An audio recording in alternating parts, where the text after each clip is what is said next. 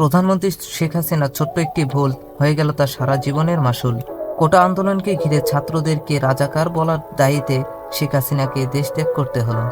শেষ পর্যন্ত বিজয়ী হলো ছাত্র জনতা। ক্ষমতা পদত্যাগ করে দেশ ছাড়তে বাধ্য হলো প্রধানমন্ত্রী শেখ হাসিনা। সোমবার দুপুরে ছাত্ররা ৪৫ মিনিট সময় দেয় প্রধানমন্ত্রীর দেশ ত্যাগ করার জন্য। এর মধ্যেই প্রধানমন্ত্রী শেখ হাসিনা একটি প্রাইভেট হেলিকপ্টারে করে ছাত্রদের হাত থেকে বাঁচার জন্য দিল্লি অভিমুখে রওনা হয় দেশ ছেড়ে। শেখ হাসিনা সপরিবারে দেশ ত্যাগ করেন। তার সঙ্গে ছিল তার বোন শেখ রেহানা। ছোট্ট একটি ভুলের কারণে দীর্ঘ ১৫ বছরের ক্ষমতার পদত্যাগ ঘটল শেখ হাসিনার। দেশ ত্যাগ করে পালাচ্ছে, তখন বাংলাদেশের প্রত্যেকটি জনতার মুখে একই কথা, স্বাধীন হলো বাংলাদেশ, দূর হলো অত্যাচারী শাসক।